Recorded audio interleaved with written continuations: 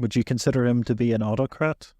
Yeah, definitely. To understand geopolitics, you must have the freedom to be honest. The More Freedom Foundation podcast. Hello, Rob. How are you? Oh, I'm delightful. I am in sunny Michigan, which is Back in the old country. one of my favorite places to be. The Midwest, I suppose, is on my mother's side, the old country, and happy to be here. How are things with you? Yeah, things are going very well. Just working away. Nothing too exciting.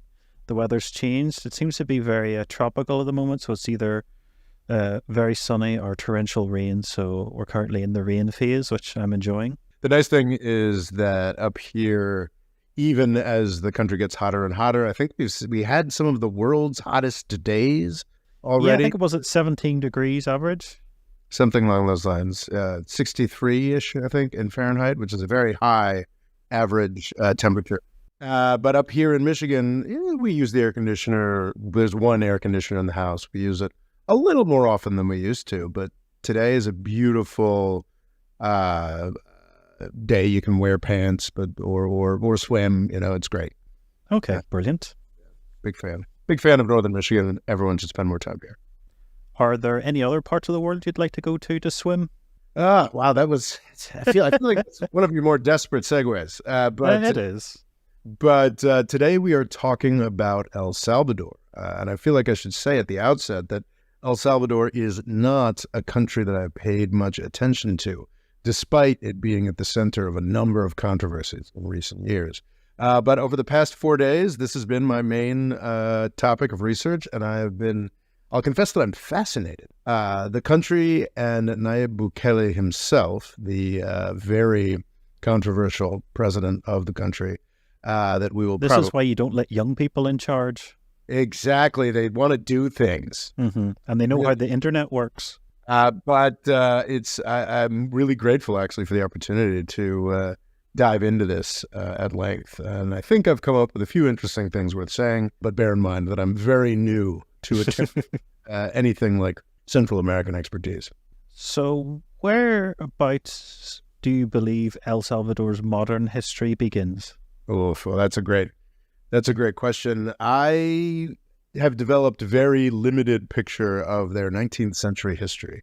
What's stunning to me is I didn't realize how long, there's so much we just don't realize about Central America. It's easy to forget these countries. Mexico and then the many countries of South America are more sizable, both in geographical terms and in terms of population. El Salvador has just 6 million people. It is in a tiny footprint, and it is surrounded by countries like Belize that have similar issues. El Salvador is smaller than Guatemala or Honduras or Nicaragua, but those countries have similarly small populations. It's interesting that El Salvador's population seems to have stopped growing. I couldn't quite parse why that was. I thought maybe it's the Civil War, but it seems to have stopped growing after the Civil War. I don't know if that is migration. It's not that it has stopped growing, but it is growing at a much slower clip than neighbors, which may say some interesting things about the country. But in the 19th century, these rather small countries made a series of efforts to have a larger footprint, to be a bigger deal. And it seems like a lot of the politics of the 19th century is about, are we going to try to have a Central American republic? There were at least 2 efforts at it. They fell apart. And I think that would lead to a level of governing chaos that makes it kind of hard to parse the history of 19th century El Salvador in a couple days. But perhaps I'll return to it in some day. By the 20th century, it becomes a more typically depressing story. With some real standout darkness that I feel is worth mentioning. It is, I think it was indigo was El Salvador's main product, I recall reading, and then commercial dyes made that redundant. Coffee has been a big focus. 20th century history of El Salvador is as a resource-producing country, and one that is, as a small country, abused by its neighbors and by its elites. There was sort of a series of dictators. Just early 20th century, this was so standout and so rough to look at. Guatemala and El Salvador, the neighboring countries, have some pretty serious negative history. They've fought wars against each other. The contrast between them is that Guatemala has a lot more space than El Salvador does. Guatemala has far surpassed El Salvador in population terms, maybe double the size now, but that's not always the case. And another real contrast is that Guatemala has a really serious indigenous population, whereas El Salvador does not. Surprised by that, actually, the extent to which the indigenous are not a factor. And what I was somewhat horrified to learn was that some of that is rather hard work done in the 20th century. So we sort of associate the genocides of being sort of a 19th century or a disease-related thing in earlier centuries. But in this absolutely obscene historical event called La Matanza, there was an uprising in the 1930s, combination communist and indigenous uprising, and the dictatorship at the time responded with a massacre. La Matanza, I believe, means massacre or slaughter in Spanish, killing 10 to 40,000 primarily indigenous people. The current indigenous population of El Salvador, a country of 6 million or so, is estimated around 10,000. This massacre killed 10 to 40,000 people. It's just absolutely stunning. And to really just sort of complete this and give you a picture of who the United States was supporting in the 20th century, the United States, in a somewhat principled thing, had refused to recognize the dictatorship that carried out the La Matanza because it had come to power illegitimately. This was in the period, beginning to get into the period of the New Deal, where we were trying to be a little nicer. So as a matter of principle, we didn't recognize this dictatorship until they massacred all of these folks that they described as communists. Oh. Actually, the United States decided to recognize the dictatorship of El Salvador that lasted for another decade in the 1940s because of this genocidal massacre. Because tribespeople are known to be up on world affairs and choosing political ideals. It's just incredibly grim. It's just incredibly grim. So that just should give you a sense of who we've been supporting in El Salvador. We get into the horrific Civil War, 1979 to 1992. This was part of the truly abysmal Reagan-era Central America policy. A lot of the same, frankly, malicious idiots that carried out that policy were then let loose on Iraq and other countries in the global war on terror. This was sort of a proving ground. And as you might expect from how the global war on terror turned out, it was a murderous failure in Central America as well. The government that we supported in El Salvador seems to mostly be remembered for murdering Catholic priests. That seems to be one of their main things to do, in between slaughtering whole villages. These were our guys. The El Mozote massacre, I mistakenly thought that had taken place in Guatemala, but that would have actually taken place in El Salvador. 800 folks murdered in an afternoon, women, children, etc. And the sort of launching of the Civil War was an assassination of a Catholic priest who spoke out against government violence in 1979. And actually what finally ended the Civil War was the withdrawal of U.S. support for the government, prompted by another massacre of a bunch of Jesuit students. Absolutely horrific, abysmal thing that we've entirely forgotten in the United States. And not only did we entirely forget it, we hired all the guys who did that, who were responsible for that, and promoted them during the Bush administration. Elliott Abrams is a really gross Trump appointee who was famously taken to task by Ilhan Omar a couple of years back for his role in covering up the El Mozote massacre specifically. And Joe Biden just appointed him to a new position. Well, you wouldn't want to cause controversy by not agreeing with Trump, would you? Yeah. He's in charge of, he's on a commission. He's not, as directly linked into Trump Latin America policy as he was. Trump made this guy the special envoy for Venezuela and Iran. I mean, he really elevated this guy. Wow. And Biden has put him on a commission for public diplomacy or something like that. It's a much smaller position, but the fact that Biden has appointed him to anything is an outrage. And I think on this channel, we fall into the idea that, it was Trump that really screwed up our Latin America policy. And I think that's true. Frankly. Trump and Republicans before him have been much worse on Latin American policy.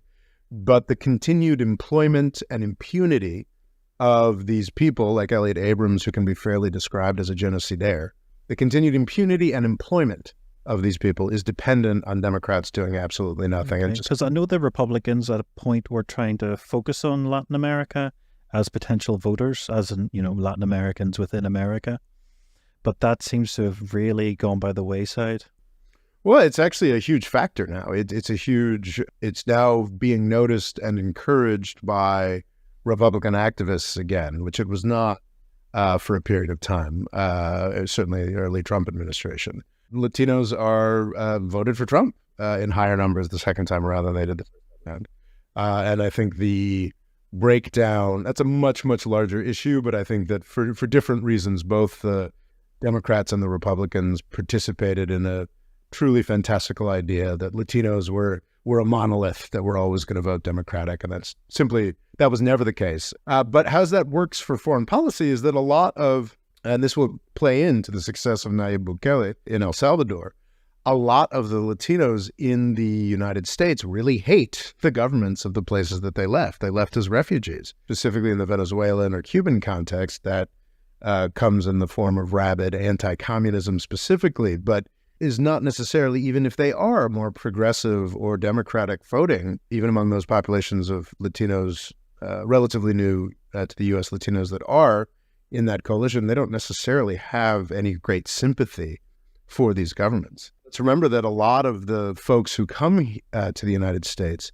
come from more marginalized populations, peasants that have been pushed off the land. I think it does definitely trend, certainly the Mexican population in the United States trends much more indigenous than the mestizo or flatly white population is also on top of socioeconomic distribution. So yeah, these are very, very big issues that maybe we could do a whole nother episode on at some point. But question of El Salvador and this horrific, horrific civil war provides probably the point at which our story should start, because it comes to an end at around 1992 with a peace agreement that I'm going to struggle to pronounce. Chapense Peace Accords? Was it Chapultepec? Or Chapultepec, that's it. I'm not entirely certain myself. But there is, and this is something about George Bush, the first George Bush, that is underappreciated, is that you had all of these belligerent morons like Elliot Abrams or Robert Kagan or thankfully dead, horrible people that were able to do whatever they wanted in Central America because it didn't really matter much. Because you had a lot of really vicious people giving a lot of money to the Republican Party, and they had to be let to have free reign and murder and kill in Central America because it didn't really matter. And George Bush and James Baker were doing high politics with the Soviets that actually mattered. George Bush, the first one, to his credit, shut down a lot of the lunatics. And this may, in fact, be part of why he did not get reelected. Okay. Despite being the guy in charge when we won the Cold War, he was not willing to continue to let these monsters, there was just a certain number of murdered Catholic priests that was too many for the first Bush. And that may be a low bar, but that's pretty good for a U.S. president. That he did reach a level of murdered women, children, and priests that he was no longer willing to put up with. And not just in El Salvador, but in Nicaragua, in a number of other places, Bush did the work to shut down this nightmare. The fascinating thing is that the U.S. was heavily supporting the El Salvadoran government against the FMLN, which was a guerrilla group. And unlike Colombia, where things are still dragging on, or, every 3 years we're like, it's a peace agreement with the next group. It was actually fairly straightforward in El Salvador. As a smaller, more geographically compact place, the FMLN this guerrilla group became a stable part of a new two-party system in 1992. And that may not sound like much of an accomplishment, but it is extraordinary that the U.S. government allowed that to happen, especially when you just consider the level of vindictiveness. Because they are considered left-wing, which you could easily construe as communist. Absolutely. They were communist in origin. And I think it's a sense of maturity to some degree that the first Bush and continued in some places by the Clinton administration. I call it the humanitarian house cleaning. There were a lot of really, and some of this even started under Reagan, which was, of course, a lot of his more sensible foreign policy was guided by Bush and or George Shultz, who's also generally not too dumb a guy until he started supporting Theranos. But anyway, that's a whole nother story. The humanitarian house cleaning was real, and it was significant, and it brought great democratization to the world. Essentially, the United States just stopping supporting the particularly hellish groups that we had supported in Central America. South Africa, apartheid South Africa was another big, into the Reagan era, big U.S. Cold War proxy. So part of this, it seems like there were people who were paying attention enough in the U.S. government to know that they should just back off.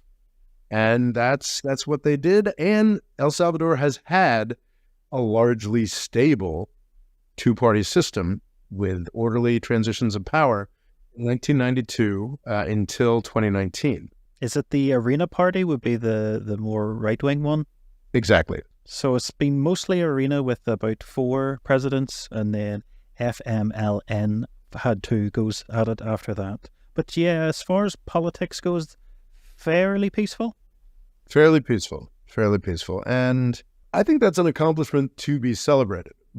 And there's some, I read a Congressional Research Service report on, so this is what the U.S. Congress, as a research arm, thinks of El Salvador.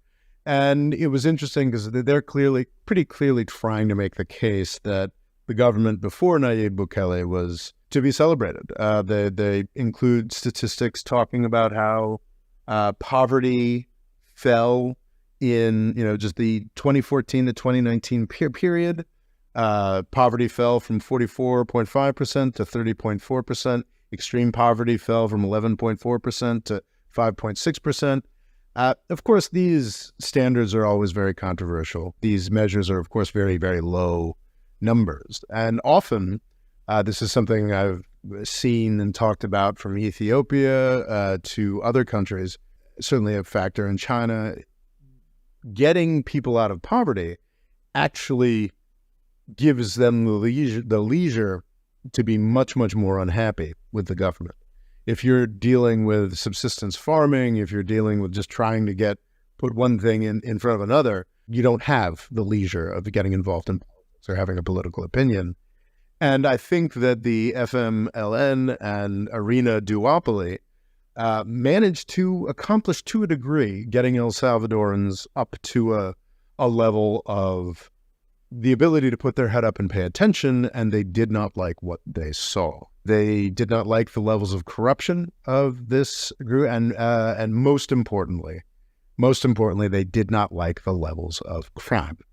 Yes, it had the highest murder rates in the world at one point.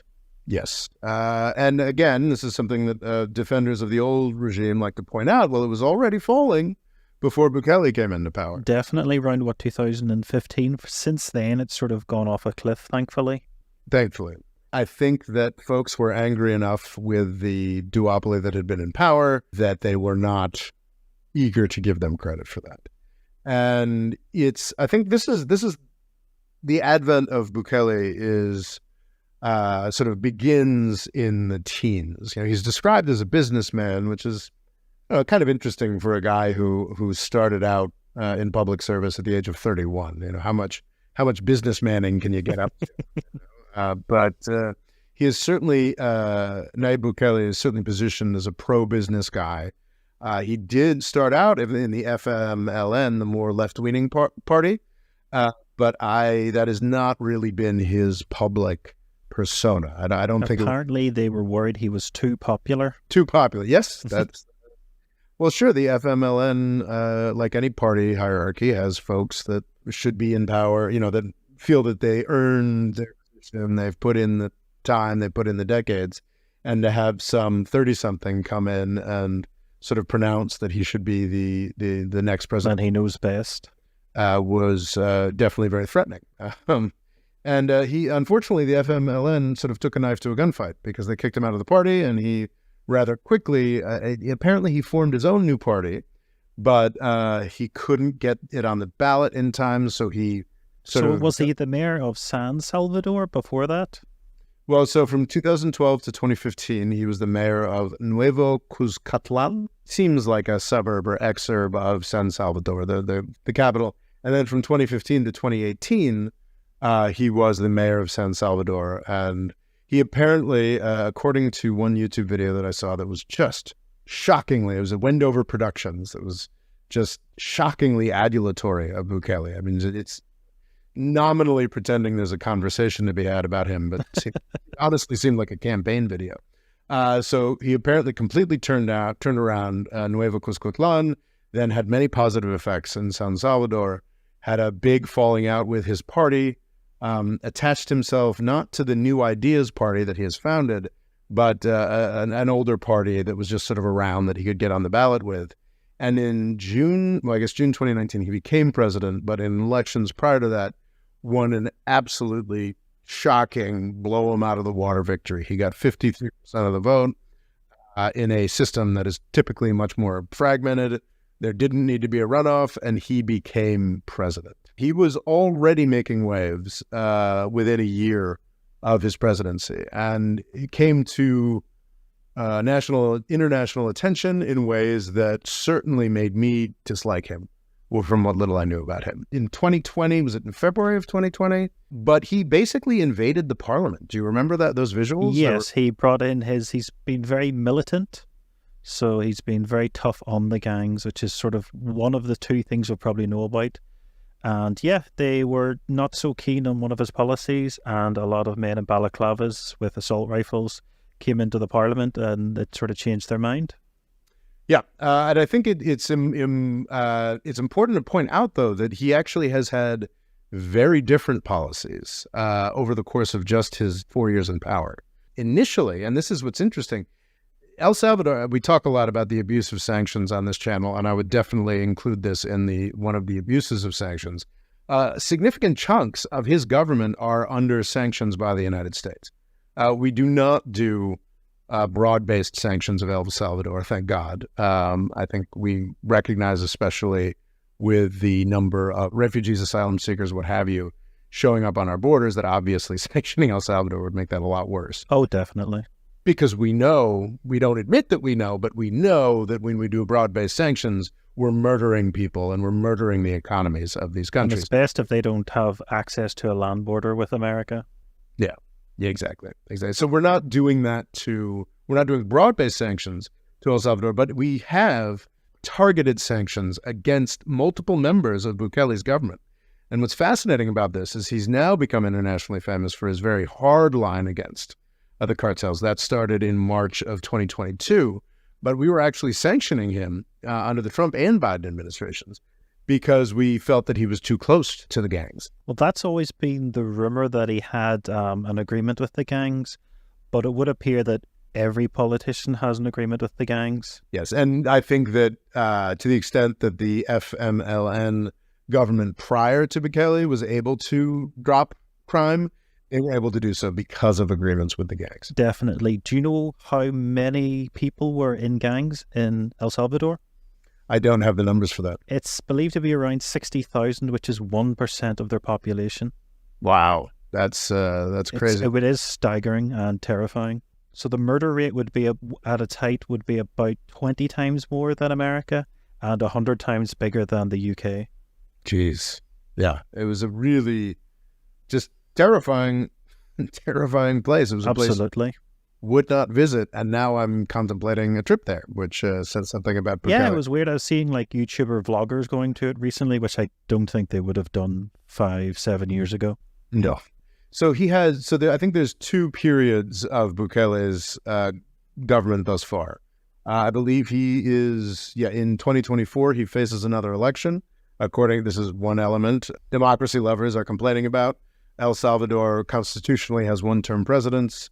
He has already said he's going to run anyway. He's gotten the constitutional, or he's gotten a Supreme Court to endorse that. Which he's kind of packed as well, hasn't he? He has. But I do think I think it's an interesting question that gets fundamentally to what you think about democracy. If Nayib Bukele was pulling these kinds of moves in the United States, in my country, or in one state within my country, I would want him to be in jail. I would want him, but that's very much about where I'm situated. Mm-hmm. Well, America is very stable in comparison. Yeah. I mean, I am stable. I have means to feed myself, clothe myself, et cetera. I feel that while I certainly feel like my governing system is corrupt in a number of ways, I think it is corrupt in a number of ways that are correctable through the usual means. The fundamental question here is very Jeffersonian. Thomas Jefferson, the guy who wrote the Declaration of Independence, I believe, was the third president of the United States, very important founding father, is also famously one of the more radical among the founding fathers. And, one of his famous quotes is that the tree of liberty needs to be watered with the blood of patriots every generation, or something like that, which is something that I think he backed off of a bit. But it is a fundamental question among not just, more recent, more rabid revolutionaries, but among just the first folks who set up modern representative government. Like, at a certain point, if the government is not serving the needs of the people, and Wendover Productions says there's a clause that reflects this in the El Salvadoran Constitution. If it's not serving the needs of the people, like, is it appropriate for is it functional?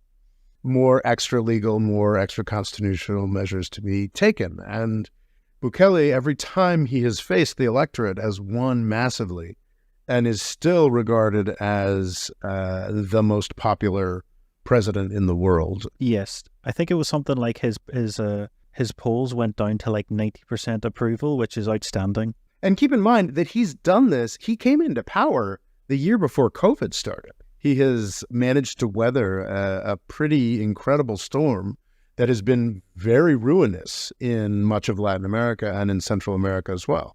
And he's managed to rise in popularity while doing this.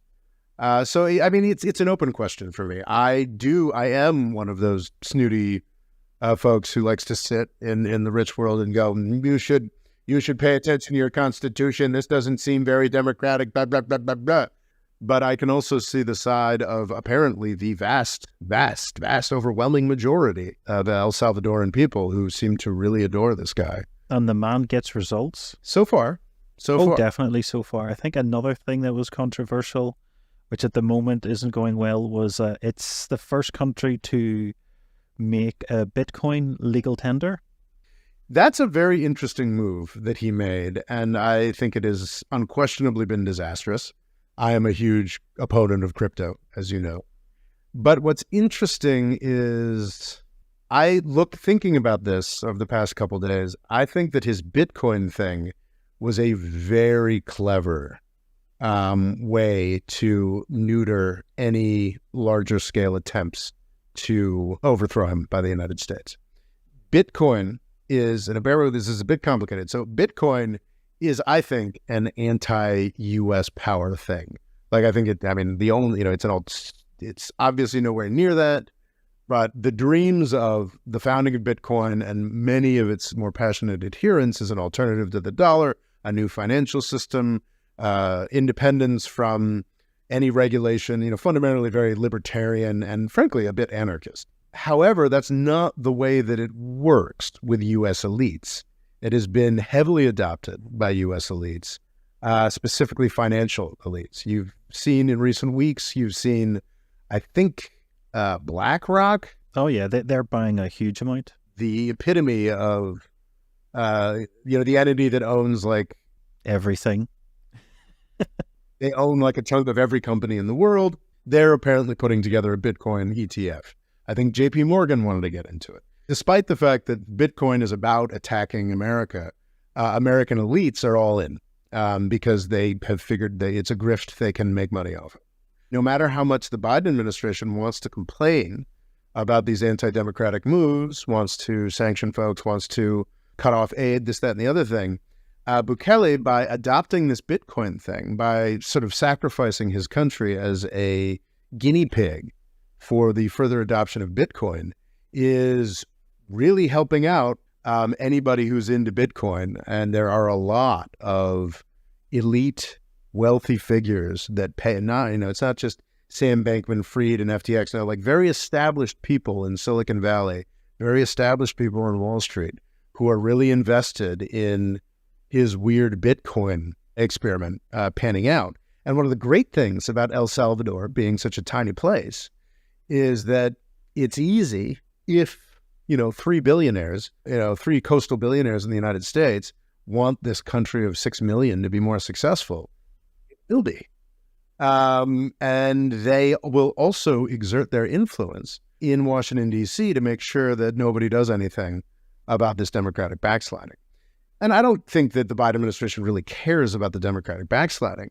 I think what Washington, D.C. deeply cares about, and I think Bukele is aware is a real problem for him, is how pissed off the Drug Enforcement Administration is, how pissed off the United States military-industrial complex is, because he seems to have solved the problem of gangs and violence in his country, is not what the United States wants. No. All right, that is what the U.S. taxpayer wants. That is what the U.S. politicians may want. That is what the interests of humanity and the higher interests of the United States want.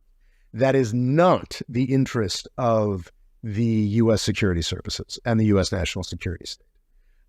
People have this big, like, the border's a disaster, drug policy is a disaster, or what have you in the United States.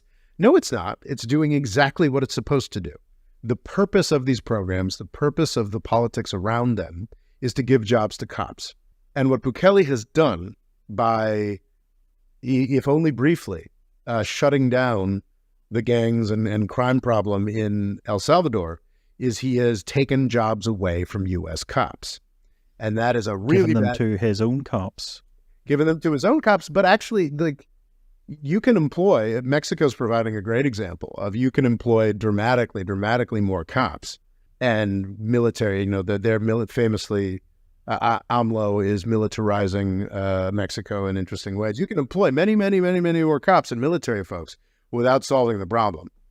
Bukele seems to actually be, at least briefly, solving the problem through very authoritarian means, and solving that problem makes Washington, D.C. incensed. So actually, that Bitcoin move that he made, that supposedly that I agree is crazy and probably not in the interest of the El Salvadoran people, was actually kind of necessary. Keeps the tech bros on side. Necessary bribe. And it's not just the tech bros, it's the finance bros now too. The necessary bribe for U.S. elites to keep the true interest behind the U.S. drug war, the sort of mass of national security types, from killing him, frankly. Well, I have from what I understand, there seems to be a help for the people, because this is a country much like Cuba where nobody really wants to store or use their currency. Mm-hmm. So quite often the American dollar is the backup, our main currency in a lot of ways. So I feel Bitcoin gives them two escape valves. So the way Bitcoin tends to work is in 4 yearly cycles called halvings, where the miners basically get paid 50% less. And then roughly a couple of months later, maybe 6 months, that's when we see these big spikes. So it tends to do its own thing. I think the last time was the first time it ever lined up with, the outside world when it had its big peak. So it's very possible that we could have something where the dollar's not doing great, but Bitcoin's doing well. So that means El Salvador can benefit from that. And then if the opposite happens... I have a lot of problems with that narrative, Ray. Okay. So, well, let me see, by 2024, so halfway through 2024, 2025, it should pass all-time highs. Because he has done very badly at the moment. And then there is the volcano they're using to mine Bitcoin, which does have James Bond baddie vibes.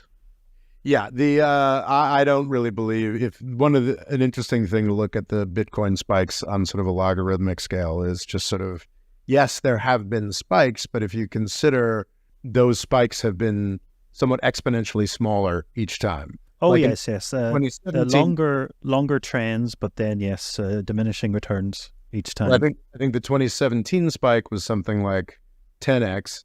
I don't know what the 2009 spike was 100x or whatever.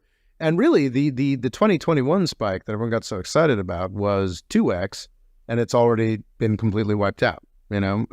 So it's yeah. I don't really believe. I think that a lot of the talk of the halving strikes me as a little more theology than something to rely upon.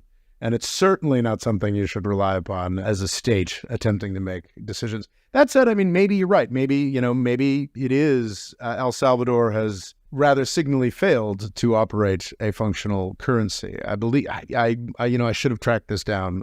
It was a question I had, and I didn't track this down. I mean, the U.S. dollar is the official currency of El Salvador. Yeah, I think give or take. I don't know whether, for some purposes, they maintain an El Salvadoran currency. I should have looked into that. But dollarization is official economic policy, El Salvador. And adding Bitcoin, I mean, it's risky. And the timing of it was just atrocious.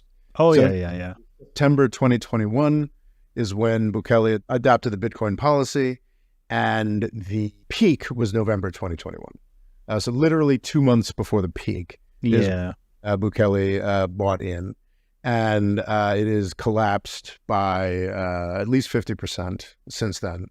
Bitcoin and Ethereum, very little else, but Bitcoin and Ethereum are holding on to more of their value than I've. But I think it also helps for, sending money back home, people that work, say, in America.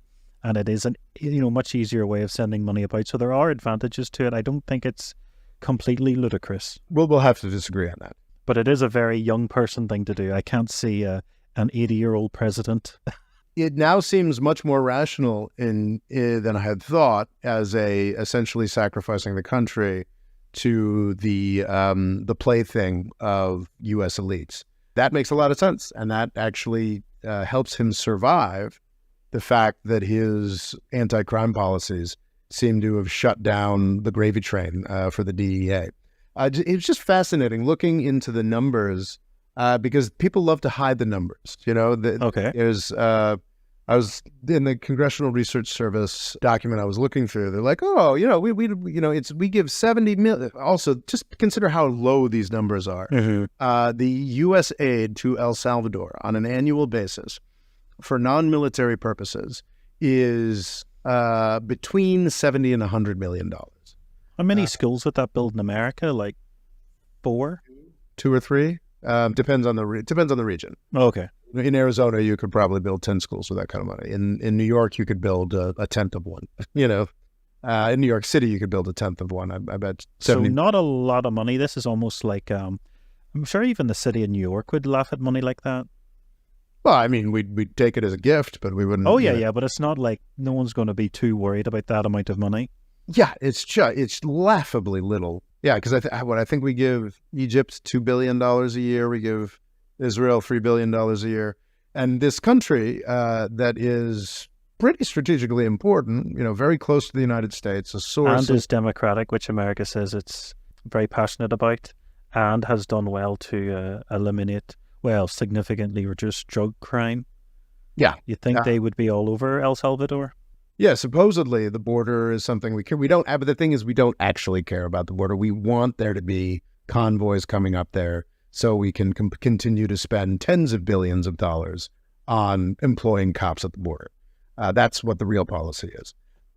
So obviously we're not really supporting, but it is striking just how little we have given them, considering how close they are and how strategically important they are and how deep the relationship between the countries are. In Washington, D.C., because of the 1979 to 1992 Civil War, there was vast populations of refugees, and a lot of them landed in the Washington, D.C. area. So I spent my 20s, I believe pupusas are Salvadoran, and just amazing little sort of cheese and meat dish, really just. But anyway, so there's a huge Salvadoran population. So it's shocking how little money we give them. And the Congressional Research Service was like, oh yeah, and we only really give like $1 million to the defense thing. And then of course, in a footnote, they're like, but actually, if you look into the the Central American Regional Security Initiative, which is basically money for cops, which is giving U.S. agencies, the DEA, the Defense Department, ways to operate with the security agencies in these countries. They broke that out separately, and we gave the same amount of money to militarization of El Salvador as we gave to absolutely every other form of aid. It's either about the same as everything else that we do, building schools, providing water, education, and the other thing. We give the same amount of money to militarizing El Salvador. And it's all defense-related stuff. And all of this is made largely pointless and more difficult to translate into paydays for Washington, D.C. consultancies, weapons manufacturing companies, the whole nasty mess, retired generals, the whole nasty mess, when you do what Bukele did and seems to have largely solved the problem. Even worse, Guatemala seems to be very interested in doing exactly what Bukele did. So imagine that, actually solving Central American crime and destruction. There'd be nobody showing up at the border anymore.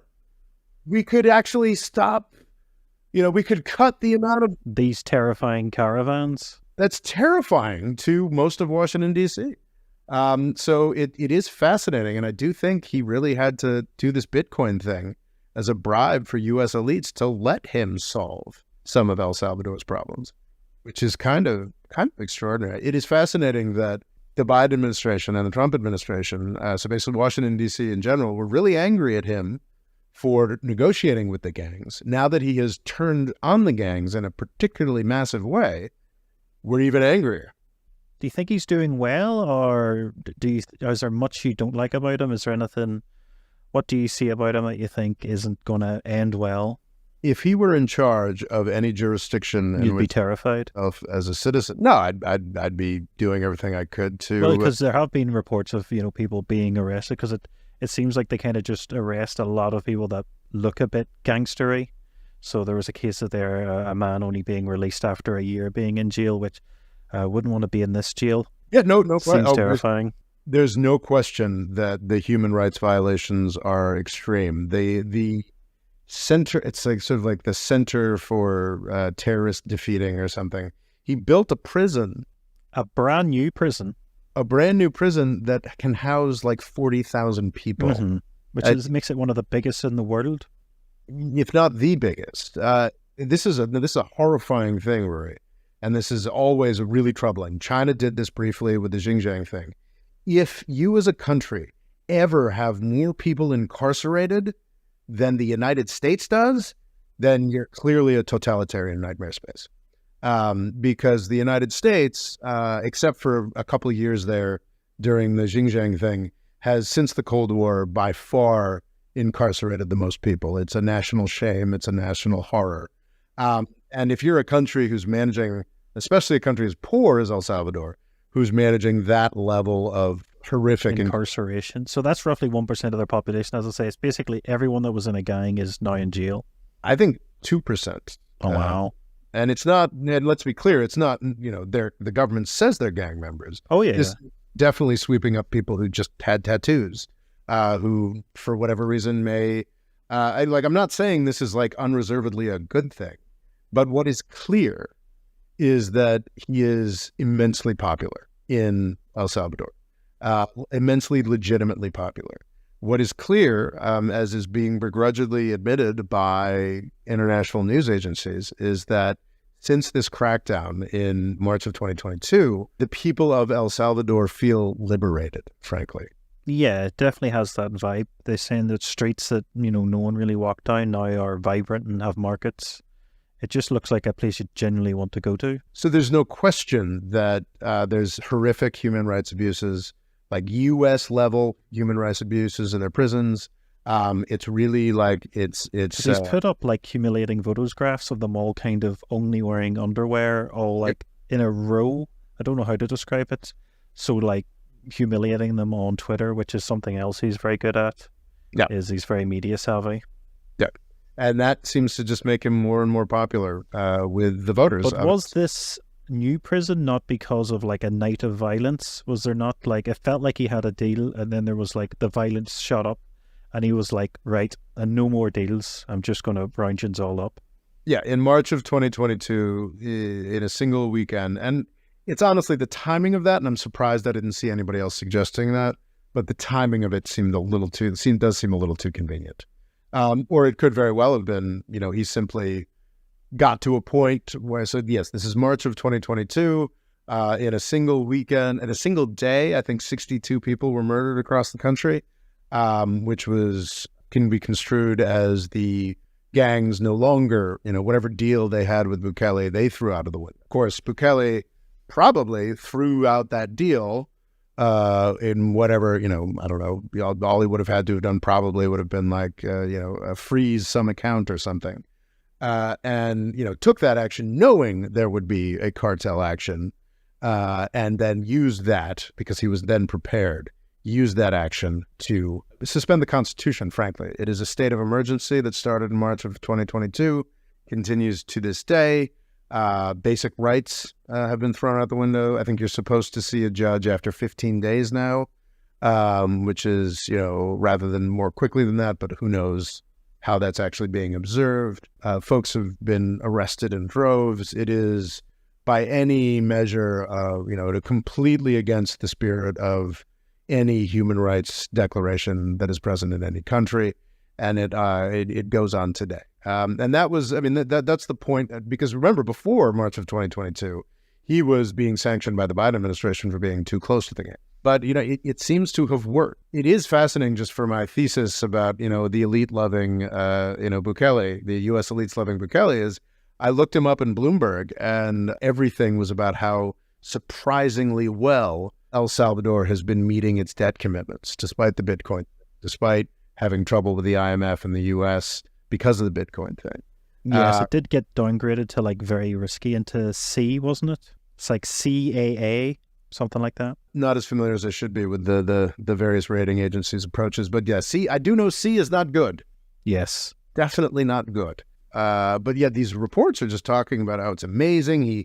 They're celebrating the fact that he paid off El Salvador's debt when it was due. So they're like celebrating in Bloomberg for not defaulting. So it is kind of interesting, just sort of these. Well, I think some good news is when I was looking up, there wasn't a lot of news on El Salvador, which I generally think's good. Yeah, and I think that what we're seeing is sort of belated realizations on a lot of folks that what he did in March of 2022 still seems to be working. He's going to need to rehabilitate these men, because you can't just keep 2% of your population in jail indefinitely. I know some of them have done horrific things and probably deserve a good 20 years, but some of them are just going to be small time. I was thinking about that myself, like what kind of processing is he doing? And I'm sure there's programs for that as well. But what's interesting is I do think he's got, through means that aren't particularly obvious and were not really covered on the top level, I do think that his government and El Salvador more generally is now benefiting from investment, and possibly quieter investments from folks who really like this Bitcoin thing. Because, he's not just paying off debt when it's due, he's prepaying some stuff. And El Salvador not being the murder capital of the world anymore. It's always a great thing to have. Yeah, it is. It has led to more tourism investment. And who's to say, this guy's rise has been meteoric. What larger ambitions does he have? If he's Are you aware of anybody funding him from outside? Like, is he part of a shadowy cabal, or is he fairly self-funded? I think that's an interesting question. Shadowy cabal is a very loaded terminology. It is very loaded. I think if you look at things in the right lens, anything can look like a shadowy cabal. Oh, definitely. There's no question in my mind that he, along with most any other politician, has got money from places that require promises that, the people who voted for him might not like. That's pretty universal. It is fascinating just how much he's been able to throw out the standard way of doing business. Would you consider him to be an autocrat? Yeah, definitely. He's taken actions to, so I think you can break his presidency into sort of two two periods. There's the period before, from June of 2019 until February of 2021, or whenever so the election was in February of 2021, and then through to today. So for over 2 years now, he has not only been the president. In February of 2021, in parliamentary elections, his brand new party, that I think had been kept off the ballot in 2019, won an overwhelming majority in the legislature. Still very popular. And when you've got those two, it only was a matter of time before the executive and the legislature together could team up to pack the court. Yeah, this comes up a lot with someone else that I'm really sympathetic to, someone that I'm much more sympathetic to than Bukele. Evo Morales constitutionally was not supposed to seek a further term, and because he'd been magnificently successful in government of Bolivia, was able to appoint a bunch of people to the Supreme Court. I mean, he was president for, I think, a decade or something along those lines. Appointed a bunch of folks to the Supreme Court, and they said, no, he's allowed to go for another term. And there was a coup in October of 2019, heavily supported by the United States and U.S.-funded organizations. And people were like, well, according to the Constitution, and like, I don't think that's a justification for outside. But you are allowed to amend constitutions. Exactly. And if he is genuinely popular, then there is a reasoning for it. Exactly. Like they can be amended and they can be interpreted. And even if those interpretations are as transparently for the benefit of the popular leader as the interpretation in Bolivia and the interpretation in El Salvador have been, that doesn't mean they are illegitimate. And it certainly doesn't mean it gives outsiders the right to pick and choose leaders of this country, as we did in Bolivia. And just the size of his mandate is extraordinary. Oh, yeah, it's outstanding. I mean, we talked a lot about Erdogan on this podcast, who is a guy who has managed to just keep winning elections, but he wins elections by razor-thin margins. And truly half of the country has changing his politics on a dime. Yes. And truly half of the country has always hated Erdogan. The question now is whether Bukele can create a sustainable political system in El Salvador without Bukele. I mean, the guy... Or just become a dictator. Yeah, the guy is barely 40. I think he won these elections fair and square. He is not someone who took power illegitimately. He is certainly consolidating his power in ways that are very troubling, actions that are very troubling. But in the first decade of Erdogan or even Putin, they took a lot of actions that were questionable that actually brought benefits. And it's that crucial question is Bukele going to be content with 2 terms? And then, so he's going to, unless something changes dramatically, 8 months or so, he is going to get a second term as president, another 5-year term. So is he going to be content to be president for 10 years? Is he going to be, can he craft a successor? Because presumably he's going to want to keep his Nueva ideas. Yeah, definitely. A party in power beyond him. Is he going to be able to... Or hopefully the other parties would try to copy him, or possibly he's created such a change that it's like this gang mentality might be destroyed forever. Yeah, and well, what's also really interesting is seeing how he manages to leverage power across Central America. Remember, we started at the beginning talking about how throughout the 19th century, as many as 70 years after independence from Spain, these countries were talking about the possibility of some kind of union. I don't think that's a real possibility, but he may. I mean, look at this guy's meteoric rise from small town mayor at 31 to essentially on most powerful person in El Salvador. The EU started off as a glorified farmers market. So yeah. If they're agreeing with each other to trade with each other more so, and they tend to have similar issues, they could work together. Yeah, so Bukele might have ambitions in that direction, which could be tremendously positive for the region. Just the worry would be America, I don't think, would like a stabilization, it seems. Well, the question is, and it's fascinating, you talk about American empire politics. That's what Bukele is doing. He realized that he had to cater to a America. section of the U.S. elite to stop the crime, to be allowed to assert sovereignty and take El Salvador's own approach. And if he can continue to play those politics, because one of the great virtues or virtues of his position is that the true interests in the United States that favor chaos on the border, favor the ongoing poverty in Central America, can't come out and say that. And if he manages to continue the economic success, this, that, and the other thing, and turn El Salvador into a place that people want to go, a source of investment, a place where people can make a stable country. Well, I don't think anybody was talking about. There is a Central American Free Trade Agreement, and this came in, I think this was under the second Bush, actually. It was when CAFTA started out. And the result of that is that the United States has a $1.6 billion trade surplus with El Salvador.